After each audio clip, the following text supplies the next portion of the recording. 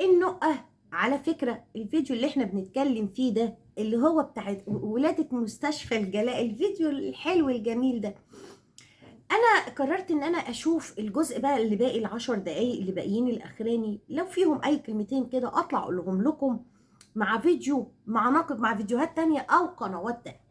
وكنت طبعا رحت شفت كده خالتي ام جانا واتعقدت، ورحت شفت قناه اختها ام شروق واتنرفزت وعديت على صدفه ومائده صدفه وجاني شنن شنن شنن، فقلت لا باخدهم كده شر. قوم لما شغلت ال10 دقايق اللي انا ما كنتش سمعتهم، اللي انا المفروض اشتغل عليهم دلوقتي، لقيت فيهم حبه كلام مهم وزادني كده ذكريات اني نفس البلوفر المعفن اللي هي لابساه كانت لابساه في فتره من الفترات، وقالت فيه كلام مهم جدا هنسترسله دلوقتي مع الكلام اللي هتقوله في بقيه ال10 دقايق في الجزء الثالث من الفيديو اللي احنا بنتكلم فيه. ولادتها في مستشفى الجلاء، يوم ذكرياتها يوم عيد ميلاد بنتها ياسمين. نبتدي ونقول السلام عليكم ورحمة الله وبركاته. أهلا ومرحبا بكم أعزائنا المتابعين في بيتكم التاني سهام وبيتها وكنوزها منورين يا كنوز سهام منصور. وقبل ما نروح لأي حاجة نقول اللهم صل وسلم وبارك على سيدنا محمد وعلى آله وأصحابه أجمعين. وقبل ما نبتدي الفيديو حطي لايك يا أختي، حطي لايك، ربنا يسترك ويسترنا يا رب. ده احنا بقى عايزين نروق ونشوف اللي ورانا واللي قدامنا، داخلين على عيد يا حبيبتي، ولكن مش فاضيين نعمل أي حاجة غير إن احنا نشوف فيديوهات النقى. يلا بينا نبتدي نشوف النقى قالت لنا ايه في اخر مقطع كده. واللي انا عايزه اقوله لكم ان الست دي من كتر ما كسبت، ولكن جت عند الحته الاخيره في ان هي مش عايزين نسبق الاحداث عشان في حته مهمه هقول لكم عليها في اخر الفيديو بتاعها. نكمل. تاخدها بتقعد بقى تعمل لها حركات كده زي علاج طبيعي، تعمل لبنتي كده وكده وتعمل لها كده وترجع لها دراعها كده. وكانت بنتي تقعد تعيط تعيط، ياسمين يفضلوا يمسكوا في دراعها وكده وكده وكده وكده.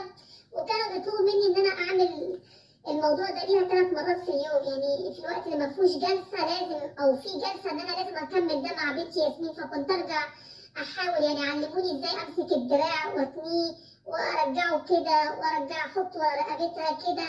والبنت كل مره تقعد تعيط، يعني كانت بتصرخ وتعيط من العذاب اللي شافته، إن كان في الكهرباء اللي كانوا بيكهربوها بيها، او كان في العلاج الطبيعي. قعدت وقت كبير جدا اروح على المستشفى اعالجها طبيعي واعالجها بالجلسات الكهربائيه وانا اكمل في البيت. وكل مره ياسمين بتعيط، كل مره ياسمين بتعيط وتبكي وتعذبت عذاب، وانا كمان اتعذبت عذاب في ولادتها. يعني كان من اصعب الايام اللي مرت في حياتي قوي. فالمهم افتكرت كل الاحداث دي النهارده الصبح في عيد ميلاد بنتي ياسمين، فبقول في نفسي يا ترى اليوم ده 28 مارس بيعتبر من اجمل الايام في حياتي ولا من اصعب الايام في حياتي؟ فبيعتبر طبعا من اجمل الايام، لان جت في بنتي ياسمين واتولدت يعني يعني ياسمين اتولدت بالليل متأخر قوي، يعني 28 متأخر قوي. فيروز أعتقد إن هي اتولدت قبل الفجر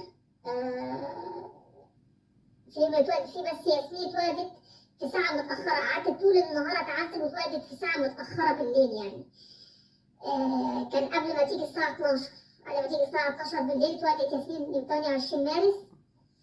والبنت دي اتعذبت معايا جدا. قالوا لي لازم تكملي. طبعا في المستشفى لما وقفت قالوا لي هتوقفي في فتره معينه، قالوا لي لازم نوقف العلاج اللي بالكهرباء وكملي انت معاها في البيت. يعني مش عارفه قعدت شهر ولا شهرين اعالجها، مش فاكره، مش متذكره قوي. بعد كده قالوا لي كملي انت في البيت العلاج الطبيعي بقى اللي انت تعمليها كده، وقالوا لي لازم تعملي كده معاها لحد ما يبقى عندها 11 سنه. ف طبعا انا كنت بتألم لألم بنتي، انا ما يهمنيش ان اعمل لها العلاج الطبيعي في البيت زي ما علموني، بس كانت بنتي كل مره بتعيط وتتعذب، اتعذبت عذاب الموت، عذاب الموت البنت. فالمهم لما بدأت بنتي ياسمين تكبر، طبعا في الفتره دي والدها صالحني وقال لي ارجعي وكده على سوريا. انا ساعتها قلت له بعت لي فلوس عشان انا بعالج البنت وكده، فقال لي ارجعي على سوريا وانا اعالجها هنا. ورجعت على سوريا ووديناها عند دكتور تاني. الدكتور قال لي وقفي كل حاجه ومش صح الكلام اللي قالوا لك انك تفضلي تعملي العلاج الطبيعي ده لحد 11 سنه. هو بس السؤال يعني، وقالك ارجعي على سوريا، هي اللي بتزعل عندكم كده هي اللي بتروح مع نفسها بالذات؟ ده انت كنت بقى من اجيال الاصول يعني، الناس الاصولنجيه على حق الله يعني. قال لك ارجعي، رجعتي يعني؟ هو ما جاش خدك؟ ما جاش مصر نزل واتكلم مع باباكي ورضاكي وقعد اسبوع كده غير جو واتفسحتوا وكده وهكداك وشاف بنته؟ يعني هو انت، يعني انت مثلا لما ولدتي ما عرفتوش ان انت ولدتي؟ لما عانيتي ببنتك ما عرفتوش ان انت عانيتي ببنتك؟ ولا عرف؟ مش كان المفروض ينزل حتى لو زعلان معاكي؟ ولا انت بقى رماكي ونزلتي وجيتي ولدتي هنا واتعذبتي وبنتك اتعذبت وقعدتي خدتي قصه علاجها بقى حالك مع حالك، واول ما قالك يلا هبا ارجعي ارجعي رجعتي على طول لوحدك مع طولك كده؟ تفتحيش كاميرا وتتكلمي كده كده في كده في اي حاجه، ما تطلعيش اي قصه وتقعدي تدخلينا فيها وتحكيها لنا، لان انت بصراحه كل كلامك يحرق الدم. وما علينا، انا كنت ساكته الجزء اللي فات ده عشان الجزء اللي فات ده احنا سمعناه امبارح وردينا امبارح، بس عشان اجيب الحته بالظبط، لان البرنامج دوت لازما يعني بيجري يا كده يا كده، فكنت لازم ارجع حته شويه عشان اقف عند الحته المراد اللي انا هبتدي منها. لا لا لا لا، البنت خلاص بقت كويسه ودراعها بقى احسن وبقى يتحرك، بقى في اعصاب وطبعا الدكتور ده ما اداني معلومه غلط، يعني ما كانش دكتور اداني المعلومه الصح. في مصر كانوا هم ادوني الكلام الصح اللي كنت ايه ده، كده. طلعنا في مصر كويسين الحمد لله. ده انا كنت امبارح زعلانه، كنت امبارح زعلانه وقلت يا عيني حتى دكاتره سوريا يعني علموا علينا كده علامه وحطوا لنا كده 100 شرطه تحت العلامه، وقالوا ان احنا ما احناش نافعين فشل. الحمد لله طلعنا ما احناش فشل اهو، الحمد لله. طلع الدكتور بتاع سوريا هو اللي مش عارف اي حاجه في اي حاجه، يا دي النيل ان النبي عمالين يخبط ما عاجبها الا شوارع فرنسا النظيفه والهواء الطاير طاير طاير، فك الضفاير فك الضفاير. انما اي دول عربيه، سوريا بقى ومصر والسعود، لم وارمي لم وارمي وارمي ارمي ارمي. اعمله، فقال لي وقفي كل حاجه. الدكتور ده قال لي وقفي كل حاجه خلاص، دراعها بقى كويس. قلت له متاكد يا دكتور؟ قال لي متاكد. متاكد يا دكتور. فوقفت ويا ريتني ما سمعت كلامه. لان هم قالوا لي يعني اقعدي اعملي العلاج لحد 11 سنه ولما تكبر يبقى عندها. طب لما يعني نفذتي كلامه لفتره محدده ولقيتي بنتك ما بتتحسنش، ما اخدتيهاش وديتيها لدكتور تاني وتالت ورابع؟ ما نزلتيش بيها لمصر للناس الحلوين السكاكير بتوعنا اللي قالوا لك لازم لحد ما يبقى 11 سنه؟ وانا كنت فاضيه لها؟ هو انا كنت فاضيه؟ تحترم نفسها بقى وتلمي نفسها. مش كفايه المرمطه اللي اتمرمطتها وانا بولدها؟ يعني اتمرمط في ولادتها واتمرمط في تربيتها يا اخي. انا فاضيه. نكمل. شوف الست نقع ايه اللي جرى. عايزه اقول لكم من الفيديو ده، هي قعدت حطت نفسها قدام حته كده وافتكرت اللي عملته في ولادها، فقفلت الفيديو ده فجاه. قالت لكم خلاص كده انا هقفل، يلا سلام، طولت عليكم يلا سلام. ودي مش قفله نقه المعتاد. لو انتوا تاخدوا بالكم من اللي بيقولوها اللانجو ايه يا فريد؟ لغه الجسد، البادي لانجوج. البادي لانجوج. البادي هو لغه الجسد. ايه؟ بادي لانجوج. بادي لانجويج، لغة الجسد. سيبكوا بقى، خليكوا في البلدي معايا كده، حركات الوش والسرحان والتوهان والبص قدام الكاميرا. ركزي يا ماما سحورة، سيبك من كلام البارون هيبوظ اخلاقنا يا اختي. وانا بتفرج عليها في الفيديو ده، اولا هي كتر ما هي بتكذب مش قادرة تبص للكاميرا. لو شفتوا الفيديو ده تلاقيها طول الوقت تيجي بعينيها كده وتروح كده، تيجي بعينيها كده وتحكي وهي وشها كده وشها كده. ده اللي هو مش بصلنا احنا، عينيها مش في الكاميرا احنا. ده هروب من الكذب. نفسيا لغه الجسد تقول ان ده هروب من الكذب اللي هي بتكذبه، علشان قال ايه يعني اللي هيبص في عينيها ما يفهمش ان هي بتكذب، مع ان هو الكذب باين عليها. لما ابتدت تسرح كده في ولادي اتعذبوا معايا وولادي وولادي وولادي وولادي وولادي وولادي، راحت للحته قعدت في الحته اللي ظلمت فيها اولادها. وهتسمعوا هي قالت ايه في الكلام ده. تبقى عندها سنه خليها تزحف، خليها تعتمد على نفسها، خليها تقوم، خليها تقعد عشان تحرك دراعها، ولما تكبر شويه خليها تلعب رياضه وتديها الحاجات الصغيره دي. يعني كانوا مديني الوصيه دي كلها في مصر. لكن الدكتور ده جه قال لي لا لا لا، ده الكلام ده كله غلط. اصل هو كان واخد دكتوراه من بره وكان كاتب على اليافطه بتاعته دكتوراه مش عارفه من فين ومن فين ومن فين. قال لي لا لا وقفي خلاص، الدراع بقى كويس، وهي خلاص مع الوقت دراعها هيرجع زي الاول. طبعا البنت مع الوقت لما بدأت تكبر شوية بشوية بدأت تلاقي دراعها ضعيف، فبدأت تاخد القلم وتعلم نفسها تكتب بإيديها الشمال. كل ما بتيجي تاكل بتلاقي دراعها اليمين ضعيف، فتروح واكله بالشمال، بتستسهل. انت كنت فين في الوقت ده كله؟ الام بقى اللي هربت من المستشفى عشان بنوتتها وحشتها وعرفت ان بنتها ايديها فيها مشكله، وهربت وعملت لنا مشكله في قلب ذاتك المستشفى بتاعت الجلاء ده. انت بقى طول الوقت ده كنت فين بقى؟ خلاص انت بقيتي ايدك على المشكله بتاعت بنتك، رحت للدكتور قالك لا ده كلام فاضي. تابعت بنتي شويه لقيت بنتي في ايديها فيها مشكله، سكتي ليه؟ ما خدتيش بنتك ورحت للدكتور واثنين وثلاثة واربعة ليه؟ لما سافرتي لفرنسا ام التمدن والتقدم في كل حاجة ينق، ما تابعتيش مع بنتك هناك ليه؟ ما كنتش فاضية لا قبل ولا بعد فرنسا ولا اي وقت فاضية لضناكي ولبناتك. بلسانك انت هتقولي الكلام ده هنا، بلسانك. ان تلاقي الشمال بيتحرك معاها احسن. فانا كنت احاول اديها المعلقه ان تمسكها في ايديها اليمين، فكانت تلاقي ايديها اليمين ضعيفه فالمعلقه تقع من ايديها.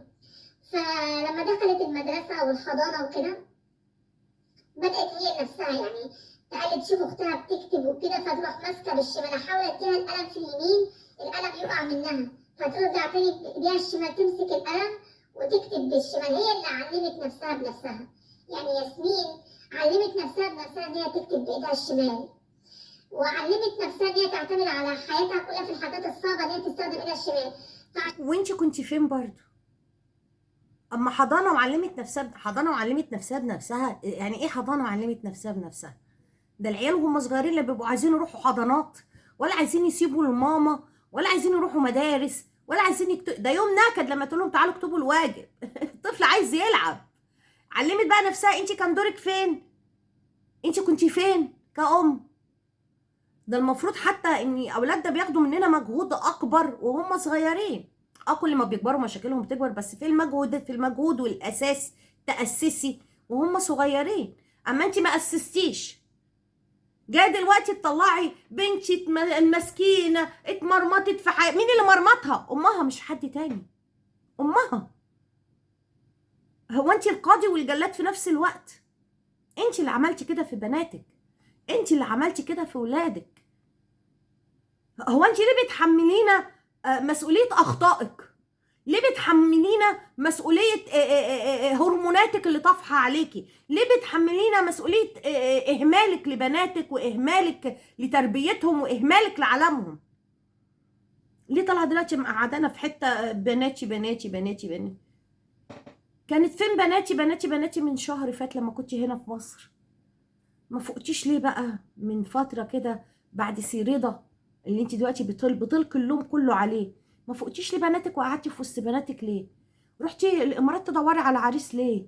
جيتي مصر هنا تدوري على عريس ليه؟ سبتي بناتك بتسيبي بناتك في اوقات مش المفروض انك تسيبيهم بقى، بما اني اتعذبتوا كتير وانتوا صغيرين كلكم في قلب بعضكم، والشقه والتعب فرض عليك ان انت تبعدي عنهم. اي شقه واي تعب. مش انت اللي سبتي ابو العيال وكنت عايزه تشتغل عشان تسلي وقتك، عشان لما العيال بيروحوا المدرسه الصبح وابو البنات بيروح الجامعه يدرس الصبح، انت بتبقي قاعده لحد الساعه 5 زهقانه؟ فاول ما لقيتي شغلانه عند الراجل اللي قالك تعالي من الساعه 3 الفجر تشتغلي لحد تاني يوم الساعه 10 الصبح، واضطريتي تسيبي بناتك من الساعه 2 بالليل. ما انت عشان تروحي المحل بتاعه الساعه 3 اكيد لازم تطلعي من بيتك الساعه 2 ونص لو المكان جنب بيتك، عشان تبتدي من الساعه 3 شغل، 3 الفجر، 3 في الليل، لحد 10 الصبح لما الولاد صحيوا وراحوا مدارسهم لوحدهم. مين اللي اكبر ان البنات يتربوا لوحدهم؟ انتي. ام دورت على نفسها، مش ام دورت انها حتى لو هتسافر مع زوجها تغترب معاه في دول اوروبيه فهي راح عشان تلملم الشمل، وعلشان تبقى هي وزوجها واولادها مع بعض في مكان واحد وتبقى ست بيت. تشغل التلفزيون على القنوات المصريه تتابع المسلسلات والافلامانات، وتقعد تعمل فطار لاولادها وتمشي ولادها على المدارس وتمشي جوزها على كليته، وتبتدي تروق البيت بتاعها وتبتدي تروح تعمل لهم الشوبينج وتعمل له تيجي تعمل الكورس، وتدوري تلفي بقى تلملمي اللقمه والاكل اللي انت هتعمليه، ويبقى في وقت تذاكري مع بناتك، وفي وقت تقعدي مع جوزك، وفي وقت الويك اند تخرجوا انت وبناتك. لكن انت لا، الطمع والجشع وحب المال خلاكي تنسي ترمي ده كله وتشقي بالحلال خدامه في البيوت، بالحلال الحلال اللي عملت منها بيوت بيوت بيوت بيوت. طب والنبي اخواتنا اللي واخدين شهادات وقاعدين في دول اوروبا دي ليهم على الشغلانه دي بلا شهادات بلا وجع قلب. يعني اللي خلى واحده زيك معهاش شهادات وكانت شغاله بالاسود، بالاسود يعني شغاله من ورا الحكومه، عملت معاش لا وقال ايه يا ولاد خير اللهم اجعله خير، اخدت قرض وهي شغاله خدامه بالاسود. عشان كده لما بتطلع في الفيديوهات بتاكل بايدها الشمال او بتمسك معلقه او تكتب، فبيقولوا لي التعليق ده فبزعل لانهم ما يعرفوش المأساة اللي مرت فيها بنتي. بدأت تكبر الحمد لله. طبعا عملت ما يكفي وسعي ان احاول اخليها تجمد، يعني قالوا لي خليها تقوي ايدها اليمين على قد ما تقدري، خليها تلعب رياضه او كده. الحمد لله على كل شيء. يعني ياسمين بتعتبر عندها يعني مشكله في دراعها اليمين او اعاقه بسيطه، لكن الحمد لله على كل شيء. بنحمد ربنا. وطبعا ياسمين مرت طبعا وهي عندها 4 سنين بحادثه تانية في سوريا، كانت بتلعب مع بنت الجيران عندهم في البيت فبيجروا ورا بعض، فرجعت برضه وهي بتجري معاها اتخبطت في الكنبه عند الست ونزلت دم من مناخيرها، وساعتها جرينا بيها برضه على المستشفى ودخلت اوضه الانعاش وقالوا لي البنت لو ما فاقتش طالما نزل، يعني قالوا لي ممكن يكون حصل لها ارتجاج او كده فيمكن ما تفوقش من الغيبه. الام الوحيده اللي عانت مع اولادها ده انا ولادي ال3 لففوني على مستشفيات مصر بضواحيها كلها يا اختي اسم الله عليك. ده انا الكوارث اللي عملوها لي ولادي في حياتي يا اختي ما شفتها، واتمرمطت واتسحلت. عارفه انت اللي بيسحلوها في الارض كده احد احد كنت انا وعيالي واللي عاملينه فيا عيالي. وعارفين ان كل الاطفال بيعملوا كده، وكل الامهات والابهات والاباء بيمروا باولادهم بالمشاكل دي، لان طفل بيبقى له كنترول عليه، ممكن يتعور، ممكن حاجات كتير بنمر بيها في مشاكلنا. وجرينا ورا، بقول لكم لفيت مستشفيات مصر بضواحيها ورا ولادي دول، والله العظيم بهدله بهدله بهدله. هو انهي ام ولا انهي اب ولا انهي طفل في مسيره حياته كده معانا او احنا مع بعضنا لا تعور ولا عمل عمليه ولا ايده اتكسرت ولا رجله اتكسرت ولا حد خبطه ولا وقع؟ يعني ده انا عندي بقول لكم مهزله المهازل. مش فاهمه برضو القصه دي كلها بتحكيها لنا ليه؟ يعني بقالك قعدتي معانا 45 دقيقه ساعه الا ربع بتهري في ايه؟ في يوم ولاده بنتك والكوارث اللي طلعتيها. انت كدابه لان وشك بيقول ان انت كدابه مقصره في حق اولادك. شوف وقعدت جنبها برضه في المستشفى ادعي طول الليل واصلي لحد ما البنت فتحت عينيها تاني يوم. وطبعا برضه قصه تانية تعرضت فيها بنتي للموت يعني. فانا عايزه اقول لكم يعني في نهايه الفيديو ان بناتي غاليين عليا جدا، بناتها غاليين عليها، ان بناتي تعبوا معايا جدا.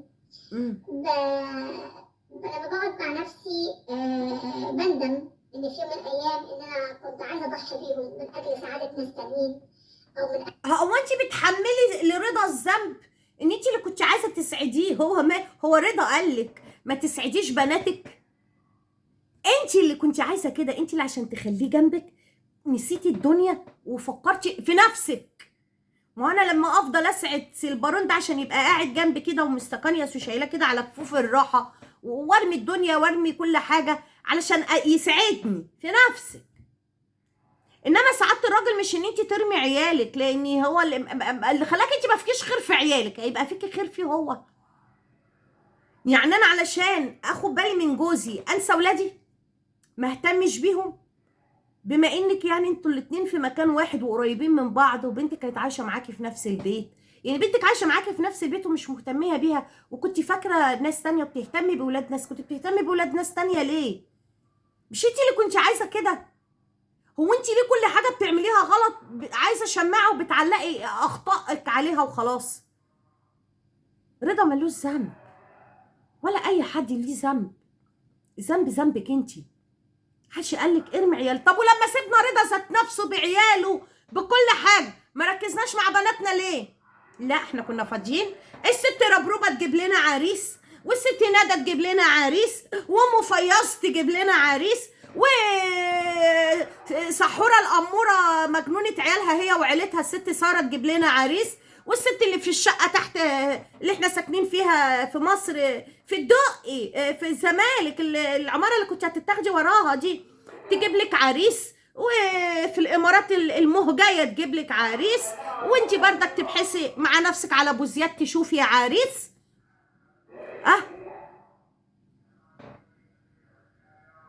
لما مشينا بقى اللي منه لله اللي كان واخد وقتنا هو وعياله، وكنا راميين عيالنا عشان نهتم بعياله هو، ما اهتمناش بقى ليه بعيالنا، لا ما كناش فوقنا لسه الهرمونات شغاله طفت خلاص، نسينا قصص الجواز وهنهتم بقى ببناتنا كده. الحمد لله خلاص هتلملم بقى ببناتي. نسمع. أجل سعادة أطفال تانيين بعد العذاب اللي البنات دول شافوه معايا وقصة الكفاح اللي عاشوها معايا وأنا لوحدي، وإزاي هم قاسوا معايا وتحملوا معايا كتير في الغربة وهم أطفال صغيرين، لأن هم جم هنا وياسمين كانت تقريبا عندها 5 سنين وفيروز تقريبا كان عندها 6 سنين، فأنا جبتهم تقريبا ورا بعض، يعني بين فيروز وياسمين تقريبا مش عارفة سنة وشهرين ولا سنة و8 شهور، مش بس جبتهم ورا بعض، يعني فرق بينهم سنة و8 شهور تقريبا. لا والنبي محتاجينك تعرفي لا ما بينهم قد ايه، مش تقريبا. احنا مش جايبينك من بره عشان تقولي تقريبا. انت الام يا نقيتي، عندي واحد 99، وعندي واحد 2002، وعندي واحد 2007. مش هنقول الايام بقى مع ان الايام حافظاهم. يعني قوليلي فرق ما بين ده. هي في ام مش عارفه ولادها دي ما بين دي قد ايه؟ ده هما 2، لو كنا 5 6 كنا قلنا تاهت ما بين العيال وبعضهم، ده هما 2، الكبيره والصغنططه. ولدت دي بعد دي بقد ايه؟ احب اقول لك ان انا ولدت الواد اسلام بعد الواد عمرو ب2.5 سنين بالظبط، اما ولدت الواد محمود بعد الواد اسلام ب6 سنين بالظبط. شوفي بقى فاكراها اهو. اللهم لا اعتراض والله العظيم، ده حتى سيلبرون يعرف بنات اتولدوا ما بينهم وما بين بعض كام سنه على فكره. خيبك الراجل اللي ما ولدش هو يعرف. معلش الدنيا ياما بتعمل اكتر من كده في البني ادم. 5 وشوية يعني. فجينا بفرنسا البنات دول تعبوا معايا جدا وضحوا معايا كتير وقعدوا لوحدهم كتير وانا بشتغل، اعتمدوا على نفسهم، كانوا بيرجعوا من المدرسة لوحدهم. هنا بقى ناس كتير يعني في رأيين في الموضوع. في رأي قالك في فرنسا الأطفال ممنوع يقعدوا لوحدهم، ولو الجيران حسوا بحاجة زي كده يبلغوا فيها، وهناك القوانين هناك بالذات بالنسبة للطفل صعبة جدا. وفي ناس يقولوا لك لا عادي ممكن يقعدوا لوحدهم ويعتمدوا على حالهم وهكذا وكذا. الحقيقة فين بقى او الصح والغلط فين؟ يعني بصراحة انا ما رحتش فرنسا ولا عشت ولا اعرف اي حاجة في فرنسا، ولكن اطفال ايه بقى ان شاء الله اللي بيعتمدوا على نفسهم 5 سنين و6 سنين و8 شهور باذن الله. اطفال ايه؟ وانت كان ايه دورك؟ كان دورك ان انت تدوري على نفسك برضو من زمن الزمن، وانت بتدوري على نفسك من يوم ما نشأتي على الارض دي، وانت نفسك ثم نفسك ثم نفسك ثم نفسك. لانك لو كنت بتفكري في الاولاد ما كنتش تطلقي من ابوهم وتطلعي تشرديه على الساحه وتقولي خانك مع صاحبتك وما خانكيش مع صاحبتك. خانك مع صاحبتك ليه؟ عشان اذا انت كنت بتطلعي تشتغلي وانت لسه معاه على ذمته، وقلتي ان هو كانش عايزك تشتغلي وانت طلعتي تشتغلي وانت لسه على ذمته. ليه؟ قلتي علشان يبقى معايا فلوس في كيس اكلم ماما، اجيب كارت اكلم ماما، اشتري حاجه نفسي فيها ليا، يبقى معايا فلوس اكلم ماما. يعني كان في وقت ولادك محتاجين لك، طالما ما كانش فيه ضروره لان انت تطلعي تشتغلي وكنتي قادره تعيشي انت وزوجك واولادك والدنيا تتيسر لحد ما يشدوا حيلهم وتركزي مع اولادك ويكبروا شويه ويشدوا حيلهم شويتين 3 وبعدين تشتغلي. لكن انت دورتي على نفسك، مش بقى شقيتي وتعبتي عشانهم، لا شقيتي وتعبتي عشان نفسك. نفسك عشان يبقى معاكي فلوس. الغرض في كل حاجة عندك الفلوس. الفلوس رقم واحد، أهم حاجة. إنما يجي من بعدها بقى أي حاجة، ده لو جم أصلا، لأن إحنا ضيعنا كل حياتنا جري ورا الفلوس، وبعد الفلوس نجري ورا نفسنا بقى. جمعنا الفلوس نجري بقى ورا نفسنا، نشوف الشباب بقى الصغيرين بقى، نشوف الشباب الصغيرين كده يدلعونا ويوزوزونا. تقولي لي بنات مين يا اختي؟ بنات بلا مش بنات، ما هم اعتمدوا على نفسهم. يسخنوا الاكل وحدهم بالميكرووند. كانت فيروز بتعلم ياسمين تلعب مع اختها، كانوا بيسلوا بعض، بيتفرجوا مع بعض. وما كانت فيروز بتعلم ياسمين، كان مين بيعلم فيروز اصلا؟ لما فيروز هي اللي اخدت القرار ان هي تعلم ياسمين، بتعلمها ايه؟ مين كان اصلا بيعلم فيروز؟ عشان فيروز اللي ما بينها وما بين اختها السنه وشهرين او سنه و8 اشهر، مش عارفين والله يا ولاد. هي اللي بتعلم اختها، بتعلمها ايه؟ اما هما الاتنين اطفال عايزين اللي ياسسوهم ويعلموه. الام مش فاضيه، الام مش فاضيه. الام بتدور على اهوائها، هي اللي هي عايزاها، مش فاضيه. التلفزيون كانوا يحضروا الاكل مع بعض، ممكن يوضبوا العابهم، ممكن يروقوا البيت مع بعض. كانوا يعني. هل انتم متخيلين ان طفل رجع من المدرسه هو نفسه محتاج ايه؟ الطفل ده رجع من المدرسه محتاج يقلع هدومه، يلاقي مامته بتساعده في ترتيب حاجته بعد ما يرجع من المدرسه اللي هيقلعها، ويغير لبس البيت، ويبتدي يتحط له الاكل ياكل، ويبتدي الطفل يريح شويه كده، وبعد كده يصحى الطفل بعد ساعه ما يريح شويه يذاكر، وبعد ما يذاكر يتعشى وينام. انما اطفالها كانوا بيروحوا مع نفسهم المدرسه، والله ما انا فاهمه، وكانوا بيرجعوا مع نفسهم من المدرسه، وكانوا بيقلعوا لنفسهم الهدوم ويذاكروا مع نفسهم ويحطوا الاكل في الميكروون. وكنت سايباها كده سداح في المداح، وجايه تلومينا احنا، وجايه تكلمينا احنا. ضحيت ببناتي وكنت غلطانه ومش كنت انتي شاشتي. زي ما تقولوا كده شقيوا بدري يعني، شافوا الشقة وهم أطفال صغار. شافوا الشقة وهم أطفال عشان عندهم أم ما عندهاش دم، ما عندهاش قلب، ما عندهاش رحمة. حتى لما فكرت تشتغل ما فكرتش تشتغل في وقت يناسب الوقت اللي أولادها فيه بره البيت، عشان لما تبقى موجودة في الوقت اللي أولادها فيه في البيت. لا، حتى لما فكرتي تدوري على شغل مش عشان مجرد انك تلملمي ولادك وتقدري تعلميهم وتعيشي، لا، الطمع، عايزه فلوس فلوس فلوس. فكنت بتشتغلي من ساعه ما بتفتحي عينك لحد ما بتغمضي عينك، لان انا اعرفه ان هناك في فرنسا الشغل بالساعات. ممكن تشتغلي ساعتين في اليوم، ساعتين هنا وساعتين هنا، 4 ساعات. وده كان يبقى وقت مناسب جدا لاولادك وهم في المدرسه. بعد ما تمشيهم اختاري 4 ساعات قبل ما اولادك ما يرجعوا، تروحي شغلك وانتي راجعه تعدي على ابنائك في المدرسه، تجيبيهم في ايدك وانتي راجعه، تروحي بيهم البيت، تاكليهم لقمه بسيطه، تنيميهم ساعه على ما توضبي بقى العشاء بقى واشيائك كلها، تصحيهم يتعشوا او يذاكروا، يتعشوا ويرجعوا لسريرهم يناموا، ونعيش يومنا الطبيعي من صباحية ربنا في العادي. لكن أبناء مظلومين مع أم مش أم غير عادية، أم خارقة للطبيعة وللحدود، فطبعا اتعذبوا. بس مين اللي عمل كده؟ انتي ما تضعفي يعني، ما تصعبيش علينا وانتي بتحكي اللي انتي بتحكيه، بالعكس بشمئز منك، لاني انا ام وشفت اولادي في الصغر كنت بعمل معاهم ايه، والمفروض ان اي ام تعمل مع ابنائها ايه في الصغر، طالما ما فيش ليهم بديل الا انت.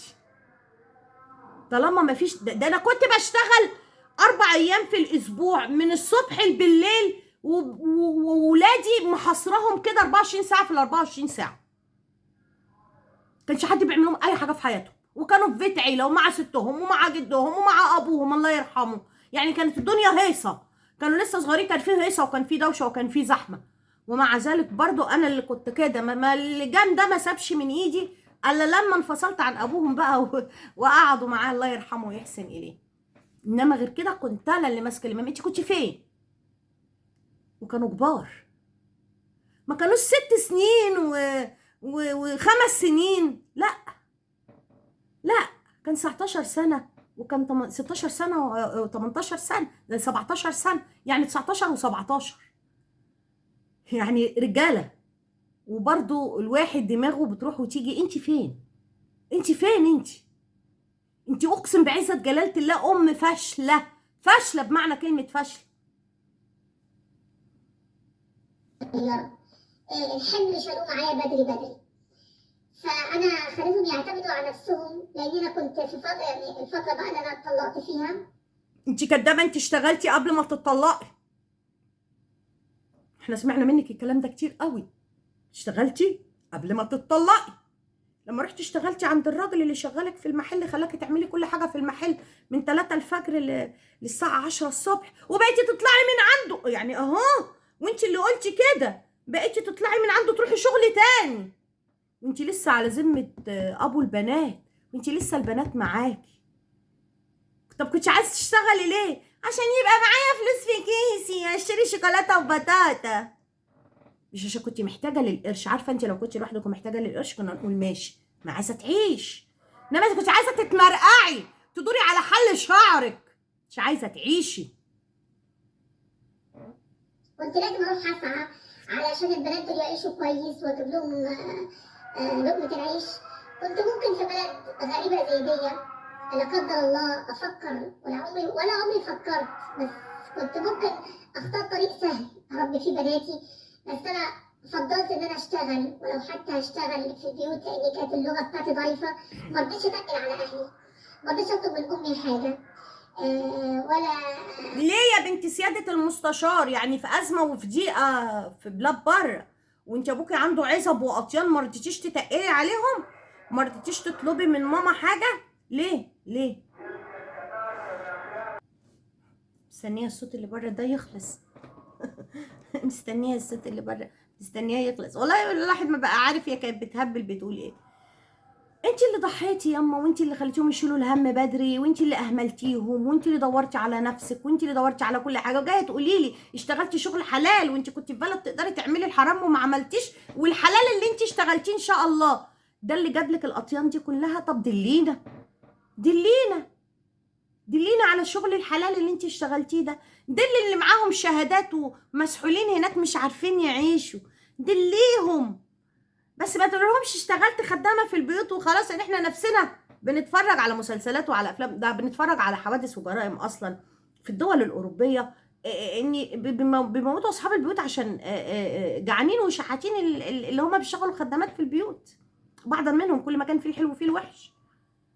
يعني اذا مش شغله الخدم هي اللي بتخلي الناس عايشه في يعني اغنياء وبيبقى معاهم فلوس. الا كل اللي راح يشتغل خدام في البيوت وكله رمى الشهايد بتاعته بقى، ما هو المهم المال. كدابه يا منافقه، يا كدابه يا منافقه، يا اللي مش ممشيتيش على حل شعرك ده، انت قطعتي شعرك كده حته حته ومشيتي عليه. يعني اضايقهم ولا حبيت اقول لهم انا بشتغل ايه. يعني كنت بقول لهم الحمد لله مبسوطه والحمد لله كل شيء تمام. كدابه، طلعتي وقلتي لنا كنتي بتكلمي اختك نهد وكانت تقعد تعيط عليك. سمعت الكلام ده يا سيلبارون ولا لا؟ سمعوا، بس سيلبارون شكله نام. سمعوا كنتي قلت لنا الكلام ده، ان اختك نهد كانت عارفه بقى. مرت ما دخلت عزتك في جانو لما كنت كاتبه ارمله والبقاء لله، وقالت لك مين يا بنتي يا هناء اللي مات؟ قولي لي. كدابه، كانوا عارفين عنك كل حاجه، بس انتوا كلكم عيله نجسه من اولكم لاخركم.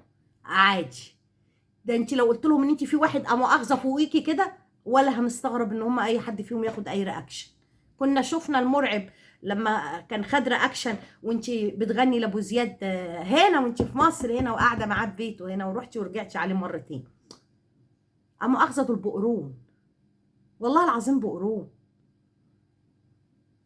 ورحت اعتمدت على نفسي، قلت حتى مش عيب ان انا اشتغل اخدم في البيوت لا يا عشان اختي اربي مش بناتي عيب، بالحلال. مش عيب. كنت ممكن اقول بلد غريبه هو مش عيب ان انت تشتغلي خدام، هو العيب انك طلعتي تقولي تشتغلي خدامه وجبت بيت واملك بيت واملك، وما تطلعيش تقولي ان انت اخدتي كارد زي ما هتقولي هنا. كدابه، تعرفيش تاخدي كارد وانت بتشتغلي بليسود خدامه. كدابه النقه. كدابه النقه نقه.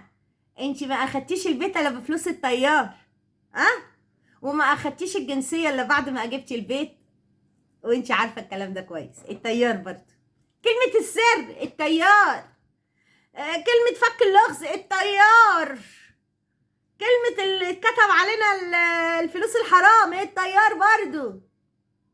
لانك ولا تجرؤي تاخدي جنيه واحد من البنك وانت شغاله بالاسود بدون ورق، ولا تجرؤي.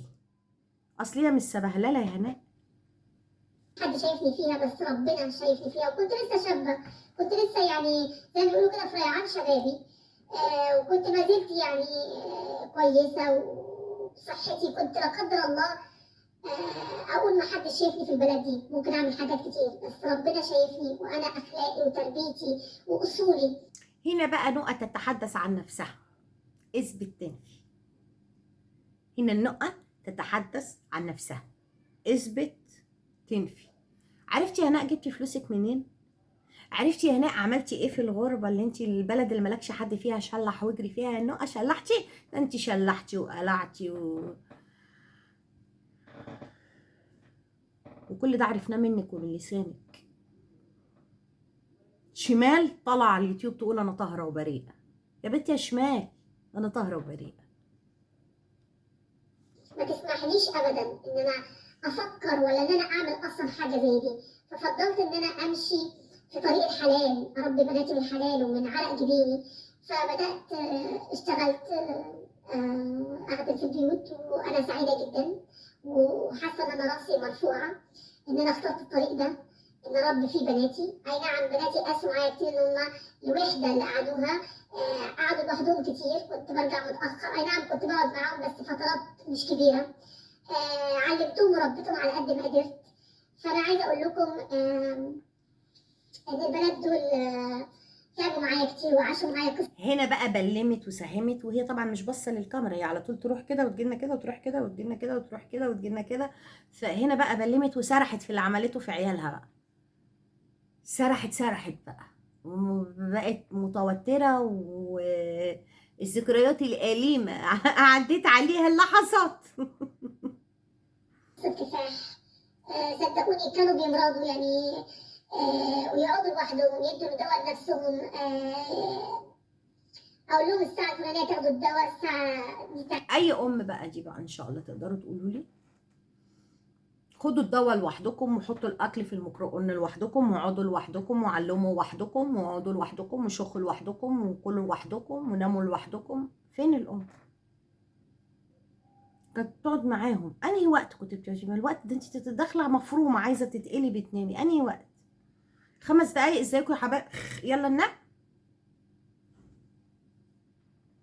تعملوا كذا، الساعه كذا تاخدوا كذا. لدرجه ان انا علمتهم يحموا نفسهم بنفسهم.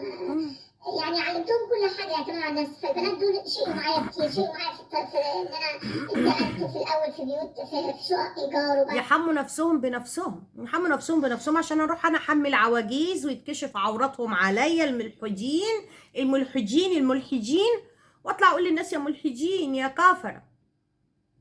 ارميهم هم يعلموا نفسهم ويحموا نفسهم. البنت تتزحلق في الحمام، تترصى، تتخبط في الحوض، في البانيو، في اي حته في القعده، مش مهم. المهم انا اعمل اللي انا نفسي فيه، احقق احلامي، يبقى عندي فلوس فلوس فلوس فلوس، كل حاجه لوحدهم. عرفتوا بقى ليه فيروز سايباها وقاعده لوحدها؟ عشان هناء ما كانش ليها حكم عليها ساعه في الحياه تقول لها لا انا على قد ما ربيتك وشقيت عليكي ما تسيبنيش وتمشي، ده انا امك. ما ربيتهاش اي اصول، وكده كده كانت سايباهم لوحدهم. فتقدر تقول لي فيروز دلوقتي انت قاعده لوحدك ليه؟ تعالي تحكم على فيروز تيجي تقعد معاها دلوقتي وهي كبيره، هتقول لها ايه؟ فوقي فوقي يا ماما فوقي. اللي خلانا ما كنتيش انت قاعده معانا واحنا صغيرين، احنا هنقعد معاكي واحنا كبار. كان حد من ربنا كرمني وخدت كارد واشتريت اول شقه ليا. ايوه خدت كارد واشتريت اول شقه. منين تاخدي كارد؟ الكارد ده لازم له شغل متثبته فيه بمرتب ثابت، ورق يتقدم، مفردات مرتب تتقدم، يشوفوا الكارد بتاعك اللي هتاخديه هتسدديه ازاي، راتبك انت بقيتي كنت شغاله بالاسود، اخدتي الكارد ازاي وانت بتكلموا مغيبين؟ اغلب الناس اللي بيتابعوكي من الدول الاوروبيه، وحتى قانون القروض كلها والبنوك كلها واحد. حتى هنا في مصر ما ينفعش ابقى انا شغاله في البيوت دي مش شغلانه يا جماعه، مش شغلانه حكوميه او متعينه في شركه حتى خاصه. اني انا يبقى موظفه ومتعينه وليا تامينات وليا ضرائب بدفعها وبناء عليه يقدر البنك يجي يديني اخد شقه على رد بتاعي والكلام ده كله. الشغلانات الحره دي ما فيش فيها الكلام ده. الشغلانات الحره دي بتاعت بالاسود ومن كحك لكحك دي ما فيش ان البنك يديلها قرض. البنك لما يديلها قرض عشان تشتري شقه، ايه ضمانه للفلوس اللي هياخدها؟ ايه الضمان؟ هتقول انا بشتغل خدامه هاجي اديلك؟ طب بالله عليكم بقى انتوا يا اصحاب العقول، في الكلام ده؟ في الكلام ده؟ لا طبعا، لا طبعا. الا اذا خدت قرض باسم حد وهي اللي كانت بتدفع فلوسه من الشغل اللي من تحت لتحت. ساعات ان انا اعمل كل حاجه عشان اساعدهم. بس مين في بلاد بره، بس مين في بلاد بره، وانتوا عارفين طبعا الناس اللي في بلاد بره ما حدش يجرؤ يقول لهم حاجه زي كده، وما ينفعش يعملوا حاجه زي كده. مفيش حد هيروح يجيب لحد عربي قرض على حسابه باسمه وممكن في اي لحظه يرجع بلده ويسيبه هو يلبس القرض بقى. محدش بيعمل كده. فلازما اللي هيقدم على قرض للبنك يكون متعين في وظيفة، سواء في مكان حكومي أو في مكان خاص، ولكن وظيفة بيتسحب منه تأمينات وضرايب وليه راتب ثابت كل شهر بناء عليه البنك بيقرر هيديك قد ايه. مش انت اللي تروح تقول انا عايز مثلا 100,000، لا البنك بيشوف الراتب بتاعك قد ايه، التلت بتاعك قد ايه، لان البنك هياخد التلت ويسيب لك التلتين. يعني انت اذا بتاخد 2000 البنك ممكن مثلا ياخد 700 ويسيب لك البقيه 1400 مثلا 750 فبناء على ال 750 دول اللي هياخدهم كل شهر البنك يحكم مثلا يدي لك مثلا 50 20. ما اروحش اقول له انا عايز 100 يقول لي خد 100، لا. بناء على الراتب بتاعك بيتحدد لك قيمه القرض اللي انت بتاخده. فطبعا كل اللي هي بتحكي فيه في موضوع القرض ده كذب منكم انتوا ذات نفسكم، من الناس اللي عندها عقل وبتفكر. مش اي هري يطلع عليكم وخلاص تسمعوه وتصدقوه وتقفوا وتطبلوا وتسقفوا وتقولوا يا عيني ضحت ستي شقيانه تعبت وجابت الشقه الاولانيه والشقه الثانيه والفيلا من القروض والبنوك وتعبت وشقت وكافحت. لا لا لا لا لا لا، قبل الكلام كده ما تقعدوا وتقولوا برافو، خلوه يقعد في دماغكم شويه وفكروا فيه كده بالعقل. بس وهم لما انا حبيت اعيش حياتي في يوم من الايام ما اعترضوش، يعني وخاصه ياسمين ما اعترضتش قوي، ولو انهم كانوا ضد ان انا فكرت بالسرعه دي وكده وخدت القرار ده. ياسمين بخصوصا ياسمين ده يثبت الكلام اللي طلع وتداول كتير ان فيروز بنتك بتعاملك وحش وان مش عاجبها اللي انت بتعمليه، وده سبب من الاسباب ان بنتك على طول قاعده وشالحه بعيد عنك وقاعده. انما البيت ياسمين غلبانه على هوطه برضه. ما اصل ياسمين كانت فيروز كانت كبيره شويه، شافت الغل والصفار اللي انت عملتيه في حياتك، فكانت فاهمه وواعيه كويس وعارفه انت بتعملي ايه. كانوا خايفين عليا، بس بعد كده فكروا ان لو دي سعادتي او ان انا اخترت طريق السعاده دي ما حبوش يقفوا في طريقي، وقالوا لي لو ده يسعدك يا ماما خلاص اعمليه، احنا عايزينك تكوني سعيده، عايزينك تضحكي، عايزينك الايام اللي عشتيها الصعبه والعذاب اللي انت تعذبتيه ان نشوفك مبسوطه، لو ده يبسطك اعمليه. بس كل اللي بيألمني ان انا فعلا او اللي بندم عليه واللي هفضل اندم عليه لحد ما اموت، ان انا في يوم من الايام فعلا ضحيت بالبنتين دول بعد كل اللي هم عملوه معايا وبعد كل العذاب اللي اتعذبوا معايا عشان فعلا اسعد ناس واسعد ولاد تانيين. فربنا يسامحني، وان شاء الله لو كان ليا يعني السبب كان رضا وعيال رضا، تسعدي وتسعدي عيال رضا. ليكم انا هو كان رضا جاب عياله وقعدهم وطرد عيالك من البيت وقعد عياله معاكي في البيت تخدميهم وتاكليهم وتلبسيهم؟ ده انت اللي كنت بتروحي تتبطي عندهم هناك، كانوا هم اللي بيخدموكوا وبيشيلوكوا وبيحطوكوا وبيغسلوا لكم ويعملوا لك اكل، وكنت مرمطاهم صوروني وهشتكوني ودلعوني. تسعدي مين؟ في الفلوس انت اللي كنت بتدفعيها عشان مؤاخذه يا فرسه يا فرسه عشان يلاقي لك الخيال اللي يعجبك. عمر بقيه ان انا فعلا الحمد لله رجعت اضمهم لحضني تاني، وان انا اعوضهم عن كل اللي فات، واعوضهم عن عن 4 سنين ان انا خدتوا بالكم في لجلجتها لما راحت لحته عيالها الحقيقيه جوه نفسها، جوه نفسها، وما بالكم بقى لما تشوفوا السرحان والتوهان وبصيتها بلقلقتها وهي باصه كده بعيد عن الكاميرا مش قادره تواجه باكاذيبها. مهتمتش فيهم ولا بأكلهم ولا بشربهم ولا بأي حاجة في حياتهم، ما كنتش أعرف أي حاجة عندهم. كنتش بفكر غير إن أنا بس الناس اللي دخلوا حياتي هم، كنت فاكرة إن هم اللي هيبقوا لي السند والظهر، وخلاص عايزة أشوف حياتي، عايزة أعيش، خلاص بقيت. اللي ملوش خير في ضنايا هناء والله ما ليه خير في حد. ان شاء الله يكون ايدلك صوابعه 100 شمع. ملكيش خير في بناتك، ملكيش خير في اي حد تاني. واللي يشوف واحد رمت بناتها عشان راجل هيرميكي باوسخ شبشب عشان انت ما تستاهليش. انت اللي اعترفتي ان انت رميتي عيالك ورميتي بناتك وقصرتي في اكلهم وشربهم ولبسهم، قصرتي من يوم ما اتولدوا في كل حاجه معاهم. فاوعي تطلعي تعملي علينا الام المثاليه. لا لا، انت ام بنتي 60 جزمه، مش الام المثاليه.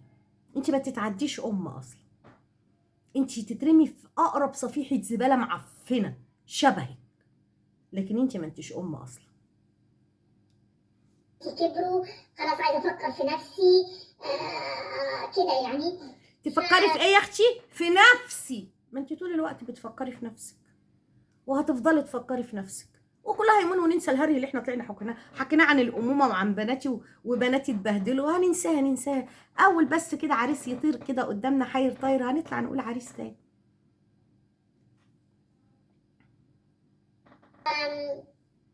السنين دي ندمان عليها جدا، حتى في دراستهم أهملت. إن كانوا هيكملوا مش هيكملوا، ما كنتش بضغط عليهم. امال انت كنت بتشتغلي ليه وسحله نفسك ليه وتعذبوا معاكي ليه؟ يعني اشتغلتي علشان تاكلي ولا علشان تعلمي؟ اما الام تضيع بناتها وتضيع ابنائها علشان خاطر نفسها. قلت لك اشتغلت عشان خاطر ولادي. عملتي ايه لولادك؟ ما انت معلمتهمش. ما انت لما تقولي شقيت عشان ولادي نشوف ناتج، انما انت بلسانك بتقولي لا اهتميت بدراستهم ولا اهتميتي باكلهم ولا اهتميتي بشربهم ولا بنفسيتهم ولا بتربيتهم ولا باي حاجه. امال كنت بتشتغلي علشان ايه؟ ده انت بتقولي انا هيرو اقدر اعمل كل حاجه في وقت واحد. سبتهم يشتغلوا ويعتمدوا على نفسهم. فالحمد لله كانوا قدها وقدود وكانوا ب 100 راجل. بس فأنا عايزة من خلال الفيديو ده عايزة أقول ياسمين وفيروز سامحوني لو أنا في سنين قصرت معاكم فيها، ما كنتش بعمل لكم الأكل اللي أنتوا بتحبوه، ما اهتمتش بدراستكم، أهملتكم. فكرت في نفسي، فكرت في ناس تانية. فكرتي في نفسك بس، مالكيش دعوه بالناس التانيه. فكرتي في نفسك، نفسك هي اللي شغلاكي طول الوقت. انما فكرتي في ناس تانية، طب ما انا بفكر في البارون بس، وانا بفكر في البارون بفكر في ولادي واهتمامات ولادي ومواويل ولادي ومشاكل ولادي. انما انتي ما بتفكريش غير في نفسك وبس. يبعد عنك اللي انتي بتفكري فيه، تطلعي 3 سلسفيل ومش هفوق بقى لولادي ويلا قدر الله ما شاء فعل ومع السلامه المركب اللي تمشي. لا، ادور على غيره وغيره وغيره وغيره وغيره، والنهارده جايه تقول انا اسفه. طب يا ستي كتر الف خير الدنيا، الحمد لله. يا بنتي يا ياسمين، يا بنتي يا فيروزه، امكم بتقول لكم هي اسفه على اللي دمرت لكم حياتكم، بوظت لكم دنيتكم، بهدلتكم وسابتكم وشقتكم وخلتكم تطلعوا معكمش شهادات والدنيا. بس ربنا ان شاء الله هيعوضكم خير. العيال عشان كده بعيد عنك. لو انت كنتي شافوكي فعلا شقيتي وتعبتي علشانهم وحسوا بده وشافوا ده وعاشوا ده وعانوا ده معاكي، وانت كنتي فعلا بتشقي عشان خاطر اولادك، ما كانش ولا بنت سابتك. لا الكبيره كانت سابتك وراحت عاشت لوحدها، ولا الصغيره لما تتجوز وانت وحيده كده راحت جت وعاشت معاكي واتجوزت في نفس البيت. زي ما رميتيهم في عز احتياجهم ليكي، هم كمان رموكي في عز احتياجك ليهم. بقيتي كلبه منبوسه مرميه لوحدك، بيقولك ياكلوا يشربوا كل فين وفين ويلا سلام هوبا نمشي. انما دول لو حسوا باللي انت فعلا عملتيه علشانهم، اللي بيزرع بيحصد يا هناء. فانت ما زرعتيش حاجه، هتحصدي ايه؟ اللي زرعتيه هتحصديه. ودينا قاعدين نتفرج متابعيني الاعزاء. خلص الحمد لله فيديو النقطه بتاع مستشفى الجلاء. نشوفكم في فيديوهات تاني. اشكركم جدا جدا متابعيني المحترمين، وعايزه اقول لكم رساله في اخر الفيديو ده: كما تدين تدان، افعل يا ابن ادم كما تريد فكما تدين تدان. وابنائنا زرعه، تزرع خير في اهلك تلاقي خير في ابنائك، تعمل فيهم خير وتشيلهم هتلاقيهم يشيلوك.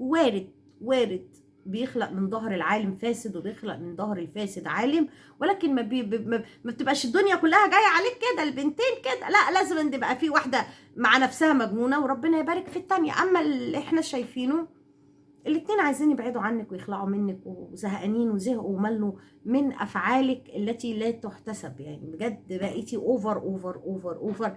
وهنشوفكم في فيديو تاني. اشكركم جدا جدا متابعينا الاعزاء. ودلوقتي اقول لكم السلام عليكم ورحمة الله وبركاته.